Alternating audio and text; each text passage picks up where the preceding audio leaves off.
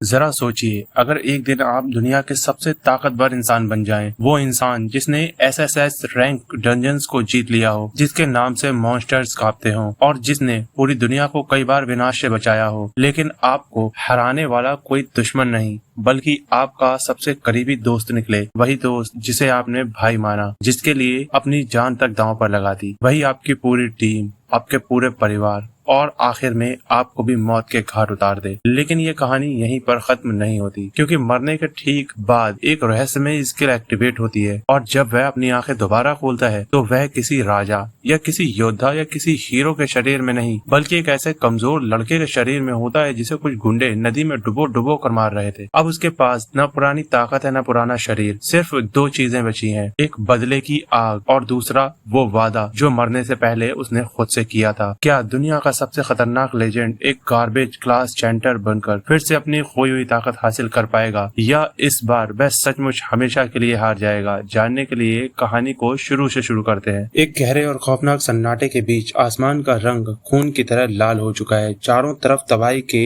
खंडहर हैं और टूटी हुई तलवारें और राक्षस के कंकाल इस बात की गवाही दे रहे हैं कि यहाँ कितनी भयानक जंग लड़ी गई थी। इस मलबे के ढेर पर हमारा मेन कैरेक्टर जख्मी हालत में बैठा है, जिसकी आंखों में गुस्से से ज्यादा एक गहरा सदमा है। वह अपने सामने खड़े शख्स को देखता है जो कभी उसका सबसे भरोसेमंद साथी हुआ करता था और उसके मुंह से सिर्फ एक नाम निकलता है, रॉय। खून से लथपथ उसका शरीर और लड़खड़ाती आवाज उस दर्द को बयां कर रही है जो किसी गहरे घाव से नहीं बल्कि सबसे बड़े धोखे से मिला है। वह भर्राई हुई आवाज में पूछता है, क्या हम दोनों आपस में भाई जैसे नहीं थे? आखिर तुमने मेरे साथ ऐसा क्यों किया? लेकिन राइट के चेहरे पर अफसोस की एक शिकन तक नहीं है। उसके हाथ में एक होलोग्राफिक स्क्रीन चमक रही है जो इस पूरी साजिश का डेटा दिखा रही है। वह बेहद ठंडे और क्रूर अंदाज में इतिहास के पन्ने पलटने लगता है। वह याद दिलाता है कि कहानी की शुरुआत कहां से हुई थी, जब इस दुनिया में पहली बार कैलेमिटी आई थी। आसमान चीर कर अजीबोगरीब पोर्टल और डंजन्स खुले थे और उनमें से भूखे राक्षसों की फौज इंसानों को चीरने के लिए बाहर निकल पड़ी थी। उस तबाही के दौर में जिन इंसानों ने उन डंजन्स के संपर्क में आकर एक रहस्यमय ताकत को हासिल किया, उन्हें एक खास क्लास मिली। राइट याद दिलाता है कि कैसे उन सब ने मिलकर एक शक्तिशाली क्लास लीजन बनाई थी ताकि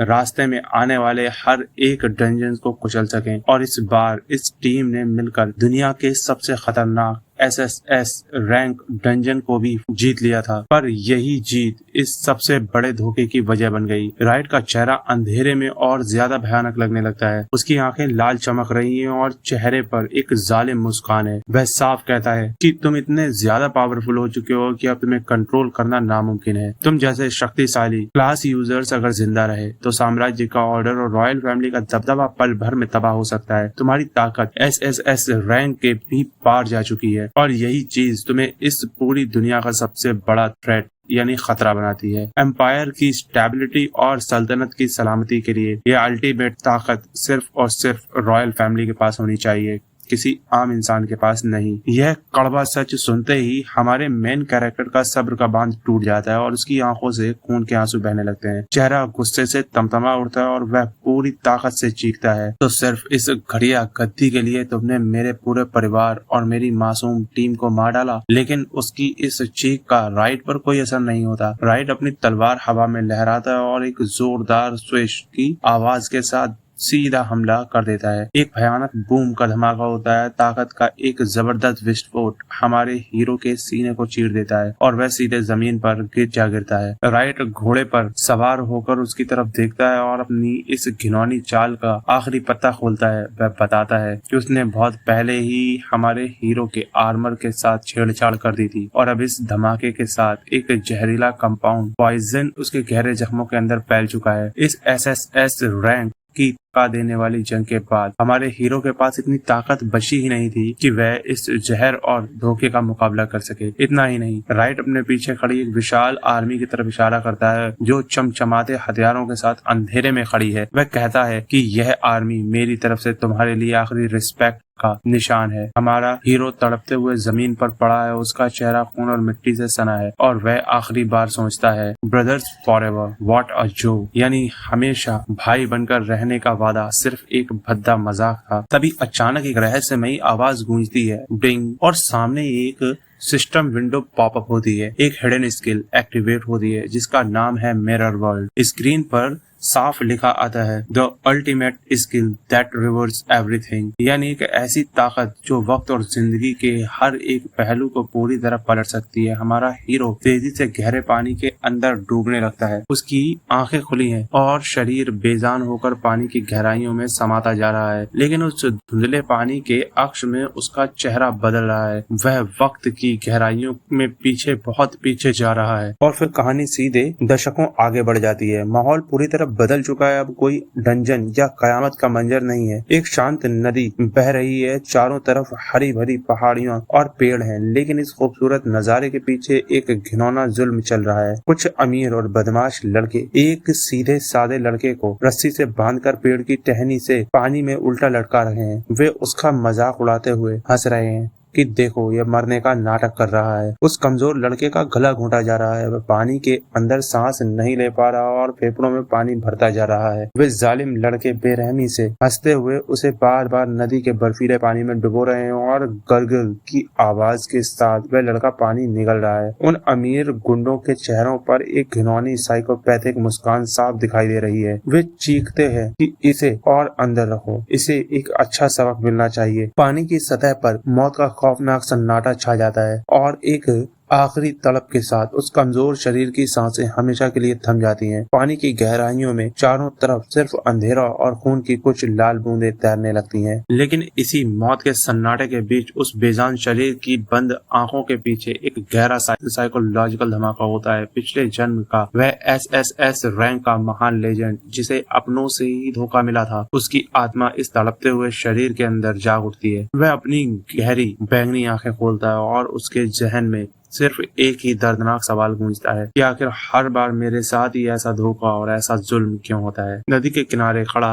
एक चश्मे वाला लड़का जो इस जुल्म को देखकर अंदर से बुरी तरह कांप रहा था, वह डरते डरते गिड़गिड़ाता है, रुक जाओ प्लीज, वह सच में मर जाएगा। लेकिन उन जालिमों का लीडर बेहद ठंडे और बेपरवाह अंदाज में अपना हाथ पीछे ले जाता है और मुड़कर देखता है। उसके चेहरे पर रहम का एक कतरा भी नहीं था। वह घमंड में चूर होकर कहता है, तो क्या हुआ, उसे अपने दम पर जीने दो। वह आगे मजाक उड़ाते हुए कहता है कि क्या यह एक हीलर क्लास नहीं है, वह खुद को ठीक कर ही लेगा। चश्मे वाले लड़के को डराने के लिए वह उसके कंधे पर हाथ रखता है। उसकी आंखें नफरत से भरी हैं। वह उसे एक बड़ा हाइपोक्राइट कहता है और याद दिलाता है, तुम ही तो उसे हमारे पास लेकर आए थे, तो अगर वह मरता है तो उसके जिम्मेदार तुम खुद होगे। वह उसकी गर्दन दबोचते हुए सीधे पूछता है कि क्या तुम उसकी जगह पानी में लटकना चाहते हो। तभी जमीन अचानक जोर से कांपने लगती है। एक भयानक बूम का धमाका होता है और पूरा का पूरा एनवायरनमेंट एक ही पल में बदल जाता है। नदी का वह शांत पानी अचानक से एक गहरे काले जादुई भवंडर में बदल जाता है। लीडर की आंखें खौफ से फटी की फटी रह जाती हैं। दूर आसमान में एक विशाल पोर्टल खुल चुका है। उनके पीछे खड़ा एक लड़का घबरा कर चिल्लाता है कि डंजन, यहाँ अचानक एक डंजन कहाँ से आ गया। वह चीखता है कि भागो, हम एक नए डंजन को अकेले हैंडल नहीं कर सकते। चारों तरफ भगदड़ मच जाती है। सब अपनी जान बचाकर भागने लगते हैं, पर वह चश्मे वाला लड़का अपनी जगह से हिल नहीं पाता। वह कांपती आंखों से उस पेड़ की तरफ देखता है जहाँ वह लड़का उल्टा लटका हुआ था। वह देखता है कि वह अभी भी वही है। भारी सांसों और धड़कते दिल के साथ वह अपनी पूरी ताकत समेटकर पेड़ की तरफ दौड़ता है। उसके पास सोचने का वक्त नहीं है। उसके दिमाग में सिर्फ एक ही बात चल रही है कि पहले उसे बचाना होगा। रंजन का माहौल बेहद डरावना हो चुका है। पेड़ों के पीछे से अजीबो गरीब छोटे शैतान यानी लेसर डीमंस बाहर निकलने लगे हैं, जिनकी आंखें अंधेरे में लाल चमक रही हैं। वह लड़का पागलों की तरह उस मोटी रस्सी को अपने हाथों से खोलने की कोशिश करता है। उसके हाथ छिल रहे हैं और वह रोते हुए कहता है कि यह रस्सी इतनी मजबूत क्यों है, यह खुल क्यों नहीं रही। तभी अंधेरे से एक भयानक राक्षस छलांग लगाता है और सीधे उस पर हमला करने के लिए आगे बढ़ता है। और मौत बिल्कुल सामने खड़ी थी और वह डर के मारे जोर से चीख पड़ता है। लेकिन ठीक उसी पल पानी से एक हाथ बाहर निकलता है।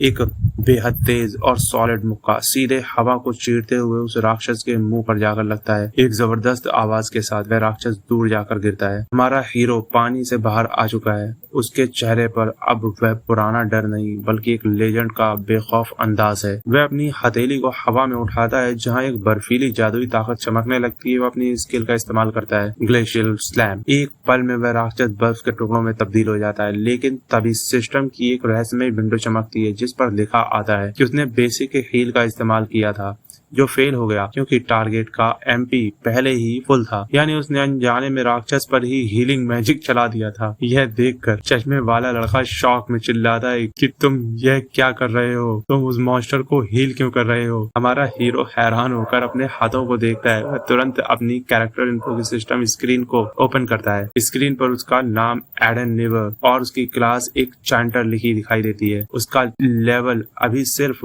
1 है। वह हैरान रह जाता है कि उसके दिमाग में गहरा झटका लगता है। यह मेरा शरीर नहीं है। वह सोचने लगता है कि नॉर्मली हर कोई सिस्टम से बंधा होता है और उसे एक रैंडम स्टार्टिंग क्लास मिलती है, लेकिन पिछले जन्म का वह एसएसएस रैंक का योद्धा जिसके पास दुनिया को हिला देने वाली ताकत थी, वह अब इस कमजोर हीलर और सपोर्टर मानी जाने वाली क्लास चैंटर क्लास के शरीर में कैद हो चुका है। अब इस कमजोर क्लास के साथ वह अपना खोया हुआ रुतबा और उस धोखेबाज राइट से अपना इंतकाम कैसे लेगा, यह देखना सच में रोंगटे खड़े कर देने वाला होने वाला है। सिस्टम का यह कड़वा सच एडन के दिमाग को सुन्न कर देता है। इस जादुई दुनिया का सबसे पहला और अटल नियम यही है कि जब भी कोई इंसान पहली बार किसी डंजन के संपर्क में आता है तो उसे एक रैंडम स्टार्टिंग क्लास मिलती है। यह एक ऐसी चीज है जिसे कभी बदला नहीं जा सकता। कोई चाहे कितनी भी कोशिश कर ले, अपने नसीब और इस क्लास को रिसेट करना नामुमकिन है। इसके बाद इंसान डंजन क्लियर करके राक्षसों का शिकार करके ही लेवल अप कर सकता है और अपनी क्लास से जुड़ी नई स्किल्स हासिल कर पाता है। लेकिन एडन के दिमाग में अतीत की वो यादें बिजली की तरह कौंध रही हैं जब वह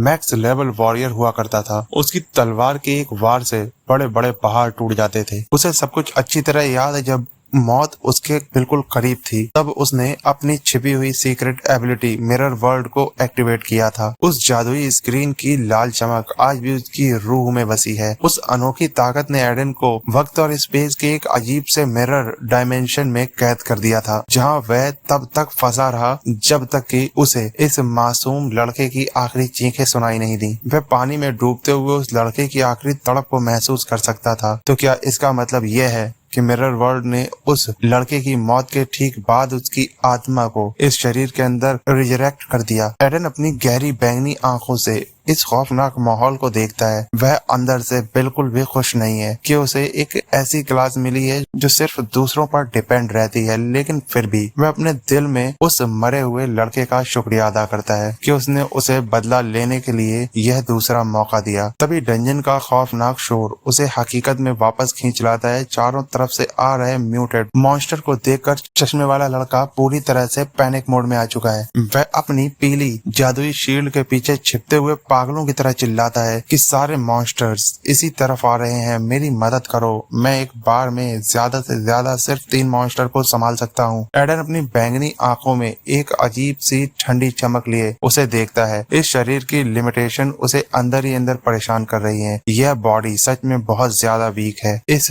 वीक फिजिकल स्ट्रेंथ के साथ तो वह इन अदना से लो लेवल मॉन्स्टर को भी सीधे वार से नहीं हरा सकता। वह तुरंत अपनी सिस्टम विंडो से अपनी मैजिकल स्किल्स की लिस्ट चेक करता है, लेकिन स्क्रीन पर बेसिक हील और एंटेंगलिंग वाइंस जैसी मामूली सपोर्ट स्किल्स देखकर उसका गुस्सा 7वें आसमान पर पहुंच जाता है। एक ऐसा योद्धा जिसने गॉड लेवल मास्टर को धूल चटाई हो, उसके सामने यह बेकार की जादुई तरकीबें हैं। उसके मुंह से सिर्फ एक शब्द निकलता है, यूजलेस। इस दुनिया में चैंटर क्लास को हमेशा से एक गॉर्बेज क्लास माना गया है, चाहे वॉरियर की बैलेंस्ड फाइटिंग स्टाइल, मेज का जादुई अटैक हो या फिर आर्चर्स और रॉक्स की फुर्ती। चैंटर इन सब के सामने कहीं नहीं टिकता। इसे सिर्फ एक मामूली ऑलराउंडर सपोर्टर माना जाता है जो हीलिंग और कंट्रोल तो कर सकता है, लेकिन खुद कभी फ्रंट लाइन पर लड़ नहीं सकता। यही वजह है कि हर गिल्ड और टीम में चैंटर्स को हमेशा नीचा दिखाया जाता है और उन्हें दुत्कारा जाता है। पर एडन हार मानने वालों में से नहीं है। वह एक जबरदस्त डॉज करते हुए मॉन्स्टर के सीधे हमले से खुद को बचाता है। वह जानता है कि उसकी पुरानी कॉम्बैट स्किल और लड़ाई का तजुर्बा उसे कुछ देर के लिए तो जिंदा रखेगा, लेकिन इस मुसीबत से निकलने के लिए उसे कोई बड़ा रास्ता खोजना होगा। अगर इस कमजोर शरीर का स्टैमिना खत्म हो गया तो खेल हमेशा के लिए खत्म हो जाएगा। उसकी नजर अचानक अपनी छिपी हुई स्किल मिरर वर्ल्ड पर पड़ती है। इस वक्त यही एक आखिरी रास्ता बचा है, लेकिन दिक्कत यह है कि उसे खुद नहीं पता कि इस नई बॉडी में ये गॉड लेवल स्किल काम कैसे करेगी। वह रिस्क लेते हुए अपना हाथ आगे बढ़ाता है और सीधे सामने आ रहे लेसर डीमन पर मिरर वर्ल्ड का इस्तेमाल कर देता है। पर तभी सिस्टम स्क्रीन पर एक बड़ा सा लाल मैसेज फ्लैश होता है, failed, conditions not met. Aiden का दिमाग चकरा जाता है। कंडीशन क्या? इसके लिए कोई खास माहौल चाहिए? क्या मेरा लेवल बहुत कम है, या फिर इस स्किल को एक्टिवेट करने के लिए मुझे किसी आईने या रिफ्लेक्टिव सरफेस की जरूरत है? राक्षस उसकी तरफ एक बहुत बड़ा और भारी कतरना लेकर बढ़ता है। राक्षस उसकी तरफ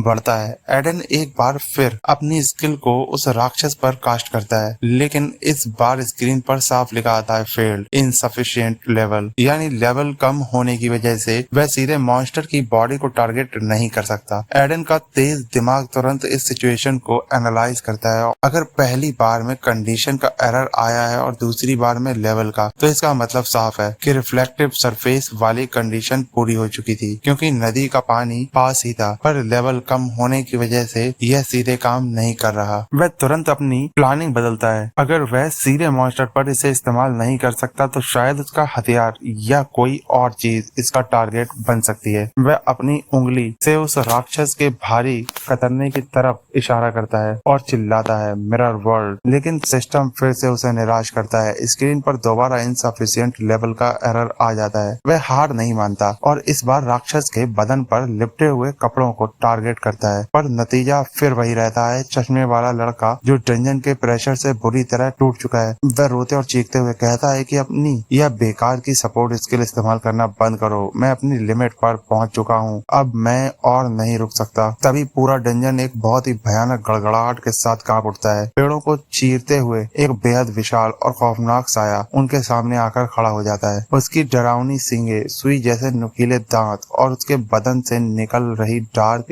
एनर्जी और बैंगनी जादुई लपटें माहौल को पूरी तरह से निगल चुकी हैं। सिस्टम स्क्रीन उसकी डिटेल दिखाती है, मेलफॉर्म्ड ओवरलॉर्ड, लेवल 10। यह इस पूरे एरिया का बॉस मॉन्स्टर है। चश्मे वाला लड़का खौफ के मारे घुटनों पर आ जाता है। उसकी आंखों से आंसू बहने लगते हैं और वह कांपती आवाज में कहता है कि हम अब मारे गए। इस एलिट मॉन्स्टर को हराने के लिए कम से कम लेवल 10 की टीम चाहिए और हम यहाँ सिर्फ लेवल 1 के कचरा प्लेयर्स हैं। चारों तरफ मौत का सन्नाटा मंडराने लगता है और वह ओवरलॉर्ड अपनी पूरी ताकत से एक ऐसी दहाड़ मारता है जिससे पूरी जमीन फटने लगती है। लेकिन इस तबाही के मंजर के बीच भी एडन का चेहरा एकदम शांत और गंभीर है। वह अपनी तीखी नजरों से सामने खड़े उस पूरी सेना को देखता है। अनगिनत लेजर डीमन और उनके बीच खड़ा वह विशाल काय ओवरलॉर्ड, जिनकी आंखें अंधेरे में खून की तरह लाल चमक रही है। एडन इस विकट परिस्थिति में घबराने के बजाय ठंडे दिमाग से अपनी अगली चाल प्लान कर रहा है। वह एक बार फिर जोखिम उठाते हुए रास्ते में पड़े एक मामूली पत्थर को टारगेट करता है और अपनी सीक्रेट स्किल मिरर वर्ल्ड का इस्तेमाल करता है। लेकिन सिस्टम की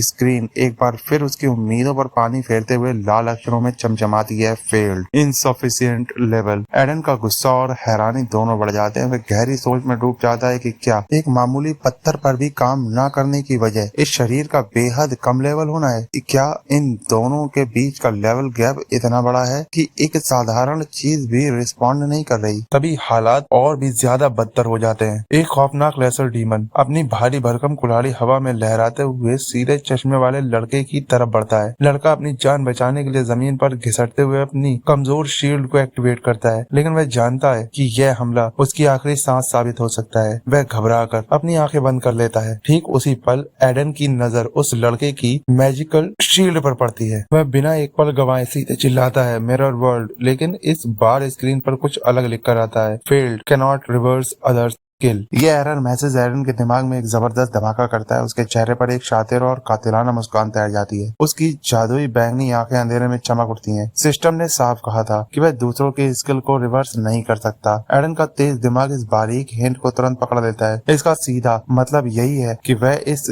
गॉड लेवल स्किल को खुद की स्किल पर इस्तेमाल कर सकता है। अपनी खुद की बेकार सपोर्ट स्किल को रिवर्स करना ही इस सिचुएशन का एकमात्र एग्जीक्यूशन प्लान है। वह अपनी उंगली हवा में उठाता है और बेहद कॉन्फिडेंस के साथ अपनी चांटर क्लास की स्किल एंटेंगलिंग वॉइस को टारगेट करके मिरर वर्ल्ड को ट्रिगर कर देता है। पलक झपकते ही पूरा माहौल एक जादुई रोशनी से भर जाता है। सिस्टम की सुनहरी स्क्रीन पर लिखा आता है, mirror world, your skill entangling voice has been reversed. और ठीक इसी पल एक ऐसा भयानक जादुई विस्फोट होता है जो पूरे डंजन को हिलाकर रख देता है। जमीन को फाड़ते हुए बैंगनी रंग की बेहद नुकीली जादुई कांटेदार झाड़ियां और लपटें चारों तरफ फैल जाती हैं। यह कोई मामूली सपोर्ट जादुई बेल नहीं थी, बल्कि एक विनाशकारी हमला था। सिस्टम स्क्रीन पर इस बदली हुई स्किल का नया नाम फ्लैश होता है, काओटिक थॉर्न्स रिवर्स। यह जादुई तबाही इतनी तेज थी कि वह विशालकाय लेसर डीमन जो चश्मे वाले लड़के को काटने दौड़ा था, वह इस जबरदस्त झटके से हवा में उछल जाता है। एक जबरदस्त आवाज के साथ वह मॉन्स्टर सीधे पत्थरों पर जाकर गिरता है और तड़पने लगता है। चश्मे वाला लड़का अपनी आंखों पर यकीन नहीं कर पाता। वह हक्का बक्का होकर एडन की तरफ देखता है और उसके मुंह से सिर्फ एक हैरान कर देने वाला शब्द निकलता है, हाँ। एडन अपने चारों तरफ बिखरी हुई इस बेहिसाब ऊर्जा को महसूस करता है। उसकी क्लास भले ही कमजोर थी, लेकिन मिरर वर्ल्ड ने गेम के पूरे मैकेनिक्स को ही पलट कर रख दिया था। वह मुस्कुराते हुए अपने बदन को देखता है और समझता है कि मैं समझ गया, इफेक्ट पूरी तरह से रिवर्स हो चुका है। जहां मेरी पुरानी एबिलिटी एंटेंगलिंग वॉइस दुश्मन को सिर्फ एक जगह बांधने यानी इमोबिलाइज करने का काम करती थी, वहीं मिरर वर्ल्ड के जरिए रिवर्स होने के बाद वह काउटिक थॉर्न में बदल चुकी है। तभी सिस्टम की स्क्रीन पूरी डिटेल के साथ सामने आती है। एंटेंगलिंग वॉइस जहां 10 MP खर्च करके दुश्मन को इमोबिलाइज करती थी, वहीं अब रिवर्स एनहांसमेंट के बाद काउटिक थॉर्न 10 MP में ही दुश्मन पर सीधे हमला करके उसे गंभीर कंफ्यूजन में डाल देती है। और इस कंफ्यूजन स्टेटस का असली खौफ यह है कि अब वह मॉन्स्टर होश खोकर अपने ही साथियों पर रैंडमली हमला करना शुरू कर देगा। एडन अपने चेहरे पर एक बेहद डार्क और साइकोपैथिक लुक लाते हुए सीधे उस तड़पते हुए राक्षस के सिर पर अपना हाथ रखता है, जिसकी आंखें अब पागलपन से घूम रही हैं। एडन के मन में एक गहरा संतोष है। वह मन ही मन कहता है कि यह है मिरर वर्ल्ड की असली और खौफनाक ताकत। जो सपोर्ट स्किल एक पल पहले तक बिल्कुल बेकार और कचरा लग रही थी, वह रिवर्स होने के बाद इतनी ज्यादा ओवरपावर्ड और विनाशकारी बन चुकी है। अब उसके दिमाग में एक ऐसा ख्याल आता है जो इस पूरी दुनिया के सिस्टम को तबाह कर सकता है। अगर मेरी एक मामूली सी सपोर्ट स्किल रिवर्स होकर इतनी भयंकर बन सकती है, तो क्या होगा अगर मैं अपनी बाकी बची हुई सारी स्किल्स को भी एक एक करके रिवर्स कर दूं। इस कमजोर हीलर की बॉडी में छुपा यह लेजेंड अब इस पूरे डंजन को एक शमशान बनाने के लिए तैयार है।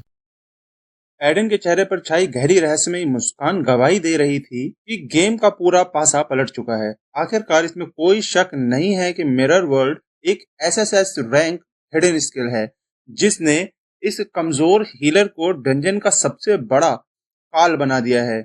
यह अनोखी ताकत सिर्फ पुरानी स्किल के इफेक्ट को उल्टा नहीं करती, बल्कि रिवर्स स्किल को हर एक मुमकिन तरीके से इस कदर बफ कर देती है कि उसकी विनाशकारी क्षमता कई गुना बढ़ जाती है। जरा सोचिए, अगर एडन इस रिवर्सल ताकत का इस्तेमाल नहीं करता तो उसकी पुरानी स्किल्स की कामयाबी का रेट बेहद ही मामूली और दयनीय था, और दुश्मन महज एक सेकंड के लिए भी मुश्किल से अपनी जगह पर रुक पाता। लेकिन यहाँ तो पूरा का पूरा नजारा ही बदल चुका था।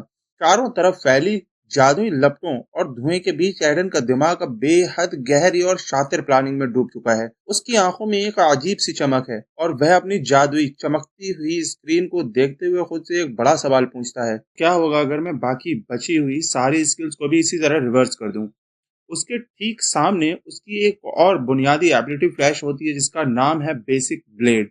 यह नॉर्मल स्किल 20 MP खर्च करके 30 सेकंड के लिए सिर्फ 5% का अटैक बूस्ट कर देती है, जिसका असर टारगेट का MP खत्म होते ही मिट जाता है। बिना एक पल गंवाए एडन आगे बढ़ता है और उंगली से सिस्टम की स्क्रीन पर बटन को प्रेस कर देता है। एक डिंग की आवाज के साथ स्क्रीन तुरंत लाल और गुलाबी जादुई रोशनी से जगमगा उठती है और उस पर नया नया नाम चमकता है, ट्रिक ब्लेड रिवर्स। अब यह मामूली स्किल खौफनाक हथियार में बदल चुकी थी, जो 40 MP जरूर लेती थी, लेकिन इसका ड्यूरेशन पूरे 60 सेकंड का था।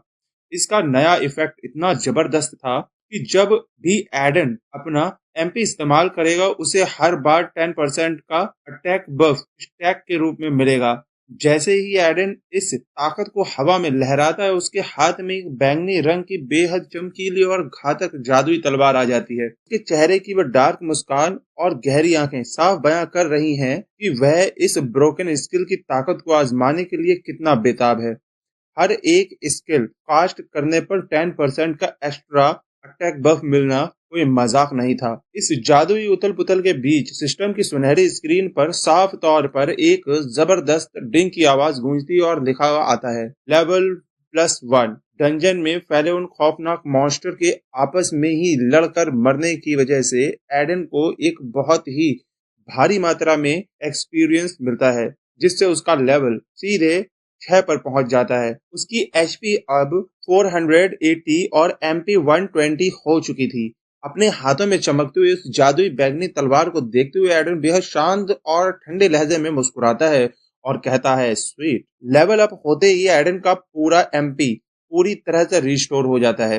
वह मॉन्स्टर की हड्डियों और मलबे के बीच खड़े होकर अपनी जादुई तलवार को हवा में तानता है और सोचता है कि जब तक वे मॉन्स्टर आपस में लड़ रहे हैं और कंफ्यूज स्टेट में हैं, क्यों ना मैं अपनी इस नई ट्रिक ब्लेड का एक लाइव टेस्ट कर लूं। वह तुरंत एक के बाद एक लगातार अपनी कायोटिक हॉर्न्स स्किल को ट्रिगर करना शुरू कर देता है। डंजन की पूरी जमीन गुलाबी और बैंगनी जादुई लपटों से घिर जाती है।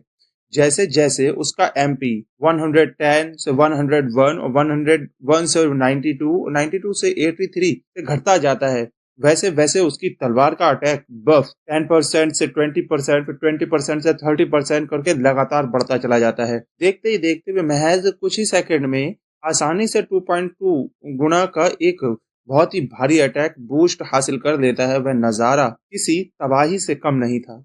एडन की आंखें पूरी तरह से बैंगनी रोशनी से भर जाती हैं। सामने खड़ा एक विशालकाय डीमन दर्द और गुस्से के मारे एक भयंकर दहाड़ के साथ चिल्लाता है, लेकिन एडन बिजली की रफ्तार से आगे बढ़ता है। एक जबरदस्त क्लैंग की आवाज के साथ उसकी तलवार उस मॉन्स्टर के वार को हवा में ही काट देती है। एडन का मूवमेंट इतना स्मूथ और जानलेवा है कि वह एक ही झटके में उस राक्षस के बदन को बीच से चीरते हुए निकल जाता है। चारों तरफ खून के फव्वारे छूट रहे हैं और एक खौफनाक आवाज के साथ वह मॉन्स्टर ढेर हो जाता है। पीछे खड़ा वह चश्मे वाला लड़का जो खौफ और हैरानी के मारे अपनी आंखें फाड़े सब कुछ देख रहा है, उसके मुंह से डरते हुए सिर्फ इतना निकलता है, क्या क्या यह वाकई एडन है? वह इस खौफनाक सच को हजम ही नहीं कर पा रहा है कि जो हीलर क्लास गेम में सबसे कमजोर मानी जाती है, वह इतनी ज्यादा ओवर पावर्ड कैसे हो सकती है। उसके दिमाग में बस यही सवाल घूम रहा था कि आखिरकार एक लेवल 6 का चैंटर इतना भयानक और ताकतवर कैसे हो सकता है। क्या चैंटर क्लास वाकई इतनी छुपी हुई विनाशकारी क्षमता रखती है?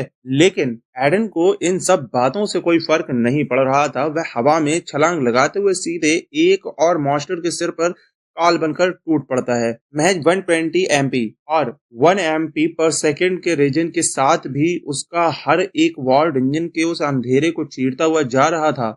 एक और भयानक आवाज के साथ वह एक और राक्षस को मौत के घाट उतार देता है, मानो वह इस पूरे डंजन को यह बताने आया हो कि अब इस खेल का असली राजा वही है। अपनी इस खौफनाक ताकत के दम पर वह लेवल 11 के एलीट मॉन्स्टर को तो गाजर मूली की तरह काट रहा था, लेकिन तभी पूरा डंजन एक जोरदार धमाके के साथ हिल उठता है। धुएं और मलबे को चीरते हुए सामने आता इस डंजन का असली काल, बैटलफील्ड चिमेरा, जो एक लेवल 21 का हिडन बॉस है। उसकी 10,020 एचपी और 300 एमपी और लाल अंगारों जैसी चमकती आंखें किसी को भी मौत का खौफ दिखाने के लिए काफी थी। चश्मे वाला लड़का डर के मारे चीख पड़ता है, क्या इस डंजन में एक लेवल 21 का हिडन बॉस भी है? बॉस मॉन्स्टर एक भयंकर दहाड़ मारते हुए सीधे एडन पर टूट पड़ता है। एडन बिना डरे अपनी कायोटिक हॉर्न्स स्किल सीधे उस बैटलफील्ड किमेरा पर चला देता है, लेकिन अचानक सिस्टम की स्क्रीन पर एक बड़ा शॉक फ्लैश होता है। Failed, target is immune to confusion. Boss पर कंफ्यूजन का कोई असर नहीं होता और वह अपने विशालकाय पंजे से एडन पर एक जानलेवा वार कर देता है। एडन इस अचानक हुए हमले को अपनी तलवार से रोकने की कोशिश करता है, लेकिन बॉस का इम्पैक्ट इतना तगड़ा था कि जबरदस्त विस्फोट के साथ एडन दूर जा गिरता है। तभी टीम का टैंकर दूर से चिल्लाता है, वॉच आउट! मैंने कहा था ना कि इतना आगे मत जाओ। तुम लोग कभी सुनते क्यों नहीं? लेकिन स्थिति हाथ से निकल चुकी थी। एडन को बचाने के चक्कर में चश्मे वाला लड़का यानी जॉय सीधे बॉस के हमले के जद में आ जाता है और एक खौफनाक आवाज के साथ बॉस का वार सीधे जॉय के बदन को चीर देता है। वह लहूलुहान होकर जमीन पर ढह जाता है। एडन की आंखें गुस्से से भर जाती हैं। वह बिजली की रफ्तार से जॉय की तरफ लपकता है। जॉय की एचपी गिरकर महज 4 बची थी और वह अपनी आखिरी सांसें गिन रहा था। एडन तुरंत उस पर अपनी बेसिक हील इस्तेमाल करता है, जिससे उसका एमपी 54 हो जाता है और ट्रिक ब्लेड का इफेक्ट ट्रिगर होने से एडन का अटैक 110% बढ़ जाता है। लेकिन यहाँ एक और ट्विस्ट आता है। एडन एक चैंटर है और उसकी हीलिंग स्किल बहुत कमजोर थी। वह जॉय को सिर्फ +1 से +5 जैसी मामूली एचपी ही दे पा रहा था। जॉय दर्द से कराहते हुए कहता है, चैंटर की हीलिंग वाकई बहुत कमजोर होती है। एडन जेब से एक हेल्थ पोशन निकालता है और जॉय के मुंह से लगा देता है। यह आखिरी बची है, इसे पी जाओ। जॉय को सेव करने के बाद एडन खड़ा होता है। वह बॉस के स्टेटस पैनल को देखकर सोचता है, मेरा करंट पावर लेवल इस बॉस के सामने अभी बहुत कम है। लेकिन तभी उसकी शातिर नजरें डंजन में फैले बाकी एलीट मॉन्स्टर पर पड़ती हैं, जो आधे मर चुके थे। एडन के चेहरे पर एक डार्क और कातिलाना मुस्कान आ जाती है। लेकिन ये मॉन्स्टर लगभग मर चुके हैं, अब सही वक्त आ गया है। वह जॉय की तरफ मुड़ता है। उसके बदन से बैंगनी जादुई लपटें निकलने लगती हैं। वह बेहद शांत और खौफनाक आवाज में कहता है, जॉय, बस 1 मिनट के लिए संभाल लो, मैं इन्हें अभी खत्म करता हूँ। एडन के चारों तरफ जादुई रोशनी की भयंकर दरारें पड़ने लगी। उसका पूरा शरीर एक अजीब से बैंगनी और सफेद तेज से घिर जाता है, क्योंकि उसने डंजन के बचे हुए आधे मरे मॉन्स्टर पर एक साथ जानलेवा हमला कर दिया था। वह अपनी तलवार से हवा में ऐसी तबाही मचाता है कि मॉन्स्टर के शरीर के टुकड़े टुकड़े होकर हवा में बिखरने लगते हैं।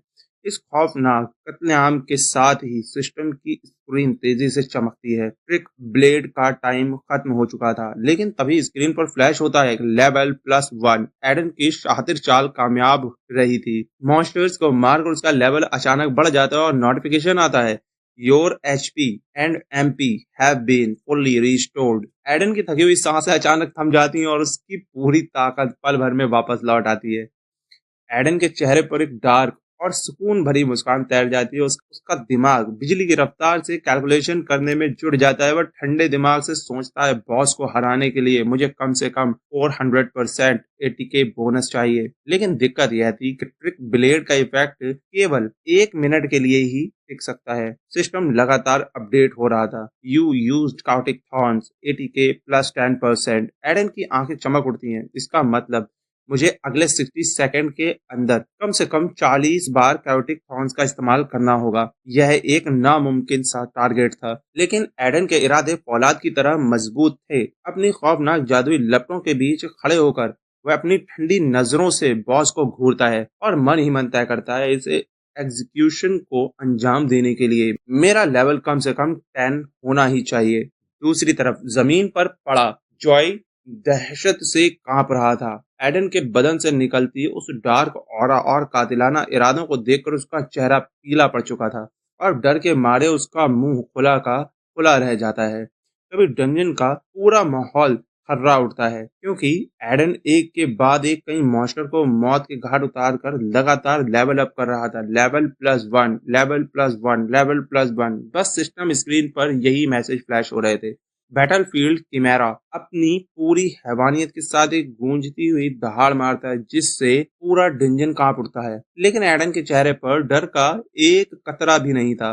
वह तेजी से अपना कैरेक्टर इन्फो चेक करता है। उसका लेवल अब सीधा 12 पर पहुंच चुका था। उसकी मैक्सिमम एचपी 430 और एमपी 94.8 हो चुकी थी। सबसे बड़ी बात, ट्रिक ब्लेड का एटीके बोनस सीधा +510% पर पहुंच गया था और उसके पास अभी भी 9 सेकंड का वक्त बचा हुआ था। अपनी इस असीमित ताकत को महसूस करते हुए एडन की आंखों में एक अजीब सी बैंगनी चमक आ जाती है और वह पूरी क्रूरता से मुस्कुराते हुए कहता है, मोर देन इनफ, यानी उम्मीद से कहीं ज्यादा है। एक जोरदार आवाज के साथ एडन हवा को चीरते हुए आगे बढ़ता है। वह अपनी तलवार को पूरी ताकत से पीछे खींचता है जहां उसकी ब्लेड से जादुई लपटें निकल रही थीं। बॉस उसे रोकने के लिए अपनी पूरी ताकत से झपटता है और दोबारा दहाड़ता है, लेकिन इस बार एडन की स्पीड, ऑप्टिकल और पावर के सामने वह महज एक खिलौना था। एडन की तलवार हवा में गोल घूमती है और बॉस के शरीर पर बिजली की तरह वार करती है।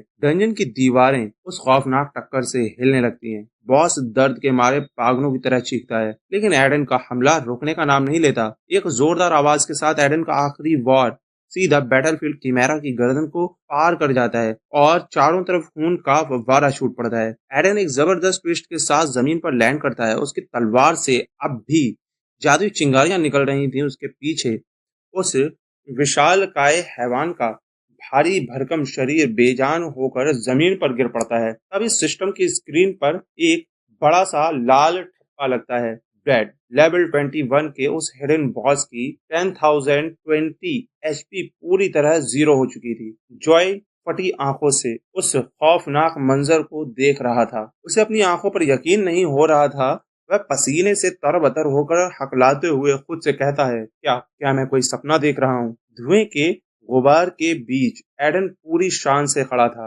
रंजन की अंधेरी गुफाओं में उसकी परछाई किसी काल की तरह लग रही थी। जॉय के दिमाग में सिर्फ एक ही बात घूम रही थी, एक लेवल 5 का चैंटर जिसने अकेले ही इस पूरे नए डंजन को क्लियर कर दिया। तभी एडन को एक और बम्पर नोटिफिकेशन मिलता है, लेवल +3। बॉस को अकेले मारने की वजह से उसका लेवल अब सीधा 15 पर पहुंच गया था और उसकी मैक्स एचपी 480 और एमपी 160 हो चुकी थी। स्क्रीन पर चमकता है, you have defeated boss, dungeon cleared. Joy लड़खड़ाते हुए खड़ा होता है और दबी आवाज में पुकारता है, एडन। वह धीरे धीरे आगे बढ़ता है जहां डंजन के खत्म होने के बाद नीली जादुई रोशनी के पोर्टल खुल चुके थे और चारों तरफ मॉन्स्टर की लाशें बिखरी पड़ी थी। जॉय कांपती आवाज में पूछता है, क्या यह वाकई तुम ही हो? एडन बिना पीछे मुड़े बेहद ठंडे और बेरुखे अंदाज में बॉस की गिरी हुई चीजों को उठाता है और कहता है, लूट द ड्रॉप।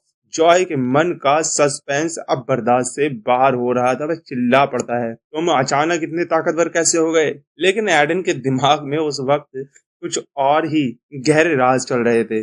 उसके सामने पुराने धुंधले चेहरे उभरने लगते हैं। तभी जॉय सीधे एडन की आंखों में आंखें डालकर एक ऐसा सवाल पूछता है जो पूरी कहानी का रुख बदल देने वाला था।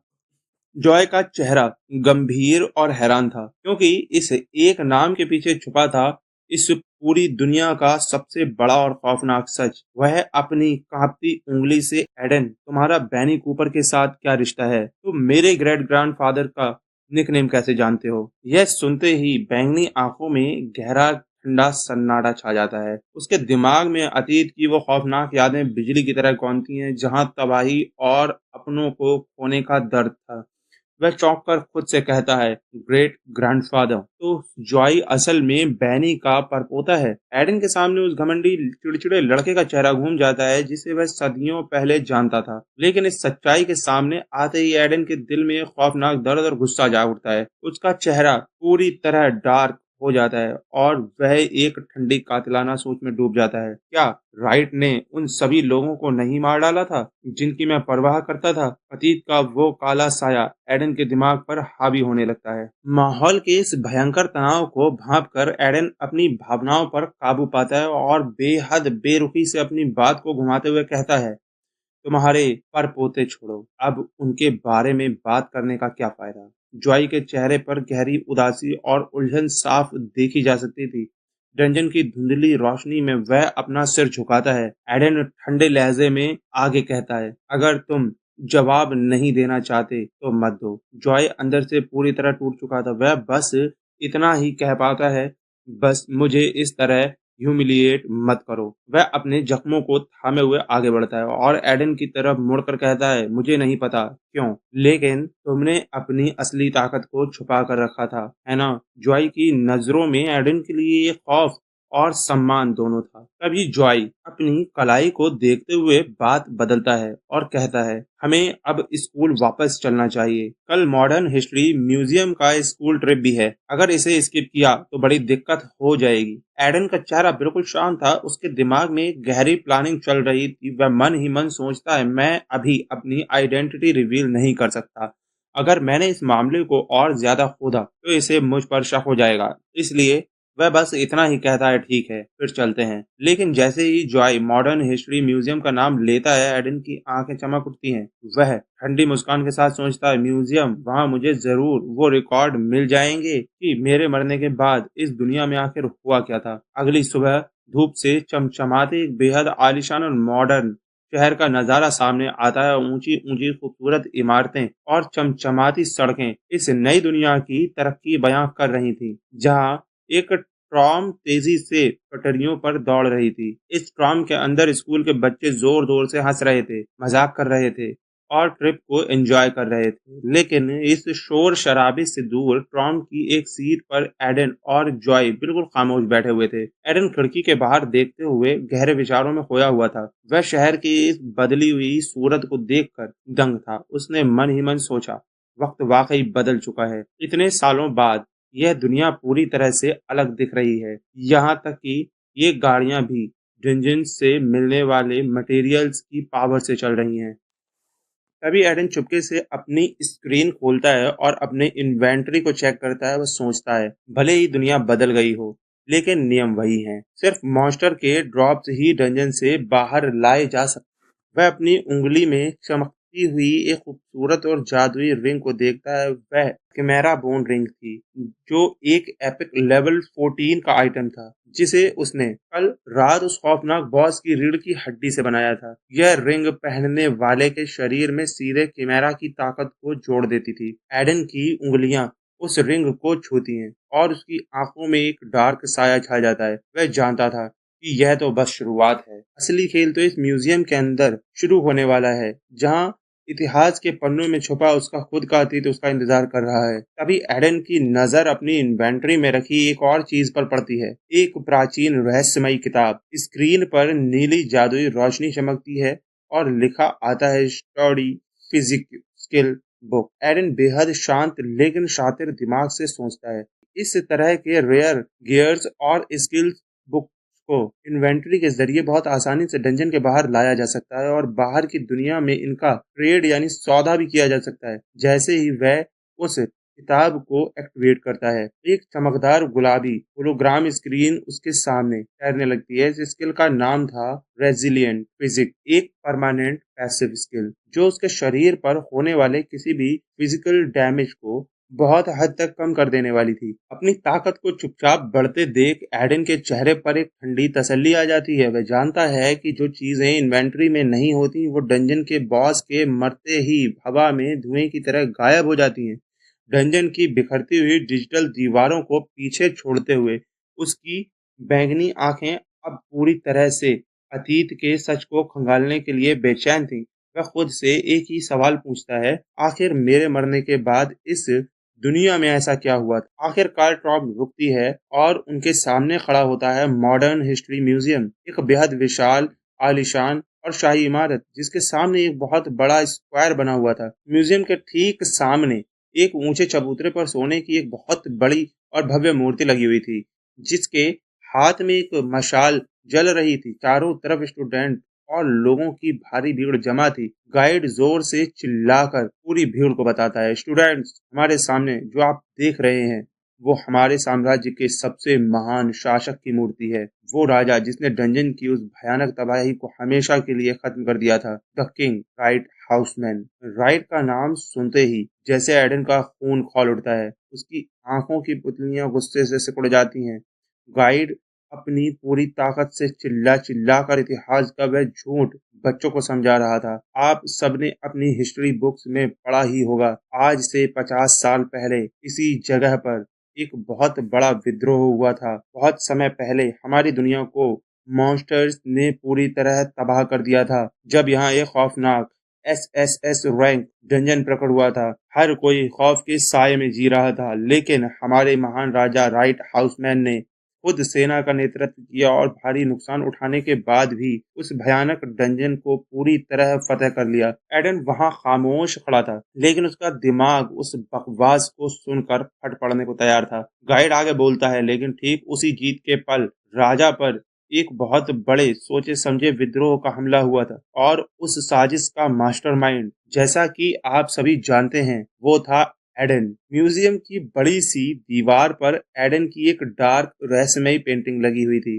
जिसे देखकर गाइड नफरत से कहता है, वही आदमी जिस पर राजा ने सबसे ज्यादा भरोसा किया था, एक मतलबी और एहसान फरामोश गद्दार। एडन मन ही मन गुस्से से पागल हो रहा था और मन में बोलता है, दिस इज बुलशिट, यह सब सरासर बकवास है। वो हम थे जिन्होंने उस एसएसएस रैंक डंजन को क्लियर किया था और तुमने हमारी पीठ में छुरा घोंपा। उसका पास्ट उसके सामने एक काले धुएं की तरह मंडरा रहा था। इधर गाइड अपनी ड्रामेटिक आवाज में रोने का नाटक करते हुए चेहरा बनाता है, हम सोच भी नहीं सकते कि उस समय राजा को धोखे का कितना गहरा दर्द हुआ होगा, लेकिन उन्होंने अपने आंसू और खून पीकर उस दुख पर काबू पाया और आखिरकार इस विद्रोह को हमेशा के लिए कुचल दिया, हमारे एक और महान हीरो अर्नेस्ट ऑस्टिन की मदद से। Ernest Austin. एडन की आंखें चौंक जाती हैं। एक और पुराना नाम, एक और पुराना साया जो इस साजिश में शामिल था। एडन का पूरा शरीर गुस्से से कांप रहा था,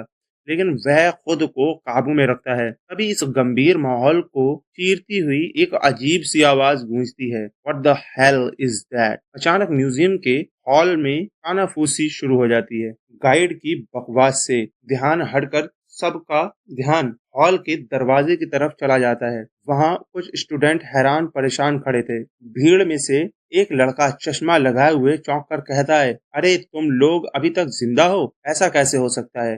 क्या ये लोग उस नए डंजन के अंदर नहीं फंस गए थे? तभी दूसरा लड़का बोलता है, हाँ मैंने भी सुना था कि डंजन तो पहले ही क्लियर हो चुका है। इतनी जल्दी नया डंजन क्लियर होना, पक्का आसपास कोई बहुत बड़ा मास्टर हंटर मौजूद था। ये लोग तो बस किस्मत वाले थे जो उनकी वजह से बचकर निकल आए। पूरी क्लास के बच्चे जॉय और एलन को देखकर हैरान थे और चारों तरफ बस एक ही शोर था, क्या कोई नया डंजन कैलेमिटी आने वाला है? ओ माय गॉड, ये लोग सच में वहां से जिंदा बचकर आ गए। जॉय नर्वस होकर अपना सिर खुजला रहा था, जबकि एडन के चेहरे पर एक गहरी डार्क खामोशी थी। लेकिन कहानी यहाँ शांत नहीं होती। जॉय को जिंदा देखकर वो घमंडी लड़का जो अपने आप को अर्नेस्ट का वंशज समझता है, उसके पास आता है और उसके कंधे पर हाथ रखकर बेहद कमीनी मुस्कान के साथ कहता है, तो तुम जिंदा वापस आने में कामयाब हो गए। किस्मत अच्छी थी तुम्हारी। जॉय उस अचानक हुए फिजिकल क्लोजनेस से थोड़ा डर जाता है और नर्वस होकर उसकी तरफ देखता है। वह लड़का जॉय के चेहरे के पास आकर आंखों में सीधे आंखें डालकर बोलता है, लेकिन तुम। आंखें नफरत से भर जाती हैं। उस दिन तुमने हमें भी अपने साथ नीचे खींच लिया होता, अब तुम हमारी इस परेशानी की भरपाई कैसे करने वाले हो? जॉय का चेहरा गुस्से और बेबसी से तमतमा उठता है। वह चिल्लाता है, यह तुम्हारी गलती थी, मैं इस बात को दोहरा रहा हूँ, तुम्हारी वजह से हम सब मरने वाले थे। तभी वह लड़का जॉय के चेहरे की तरफ करीब आकर एक डार्क और साइकोलॉजिकल प्रेशर बनाते हुए कहता है, ब्रो क्या तुम बेवकूफ हो? तुम अपनी हैसियत बिल्कुल नहीं समझ रहे। वह हाथ बढ़ाकर म्यूजियम के उस कोने की तरफ इशारा करता है जहाँ एक भव्य स्टैचू बनी हुई है और कहता है, उस मूर्ति को देख रहे हो? वहां मूर्ति में साफ दिख रहा था कि एक हीरो एक बड़े मॉन्स्टर को अपने पैरों तले कुचल रहा है। वह लड़का क्रूरता से हंसते हुए कहता है, तुम्हारे परदादा को एक महान हीरो के पैरों तले कुचला जा रहा है, गद्दार। बोविन कूपर, यही बैन का असली नाम है। वह जॉय के बालों को पीछे से दबोच लेता है और नफरत से उसके कान में फुसफुसाता है, तुम उस गद्दार के वंशज हो। वह लड़का पूरी भीड़ के सामने चिल्लाता है, तुम्हें क्या लगता है यहाँ कोई भी तुम्हारा साइड लेगा? जॉय दर्द और बेबसी से सिर्फ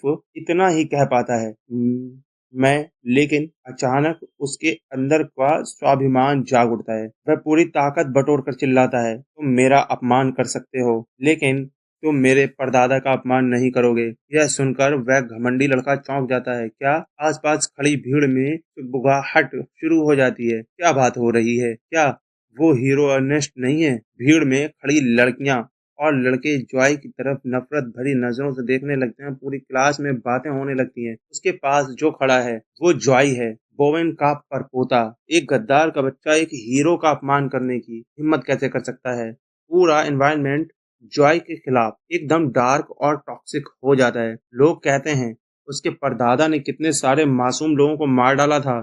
भगवान जाने अगर अर्नेस्ट न होते तो और कितने लोग मारे जाते। वह घमंडी लड़का अपने सीने पर हाथ रखकर पूरी ठसक के साथ कहता है, तुम पीठ पीछे मेरे बारे में जो चाहे कहो, मुझे कोई फर्क नहीं पड़ता, लेकिन तुम मेरे चेहरे पर मेरे परदादा का अपमान नहीं कर सकते। तभी क्लास के टीचर बीच में आते हैं। उनका चेहरा गंभीर है। वह जॉय के कंधे पर हाथ रखते हैं और एक तरफा फैसला सुनाते हुए कहते हैं, जॉय, एक टीचर होने के नाते मैं हमेशा निष्पक्ष रहा हूँ। तुम्हें माफी मांगनी चाहिए। जॉय की आंखों में गहरा शौक और निराशा साफ देखी जा सकती थी। टीचर आगे कहते हैं, उस हीरो ने उस समय तुम्हारे परिवार को बख्श दिया था। भले ही तुम उनके शुक्रगुजार ना हो, लेकिन तुम उनका अपमान नहीं कर सकते। हॉल के बीचों बीच जॉय एकदम अकेला खड़ा रह जाता है, जैसे पूरी दुनिया ही उसके खिलाफ हो गई हो। वह घमंडी लड़का एडन और जॉय की इस बेबसी का फायदा उठाते हुए एडन के पास आता है।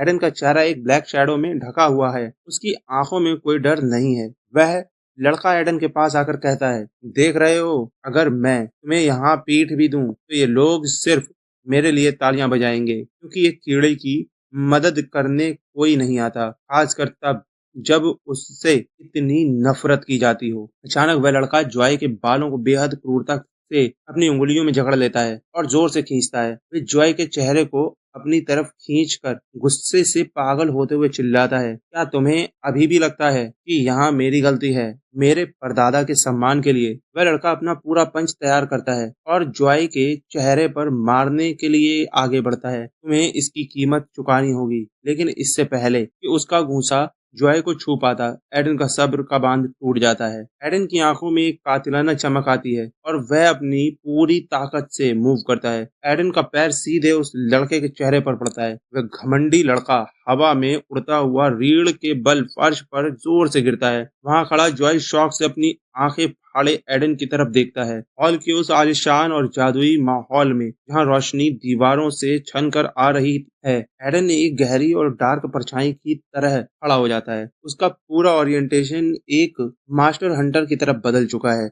वह उस गिरे हुए लड़के की तरफ देखते हुए ठंडे और रौबदार अंदाज में कहता है, मुझे लगता है कि उस तथाकथित हीरो की फैमिली अपने बच्चे को तमीज सिखाना भूल गई थी। यह कहते हुए वह अपने पैरों को आगे बढ़ाता है और उसकी परछाई उस लड़के पर हावी हो जाती है। खेल अब सच में पूरी तरह बदल चुका था।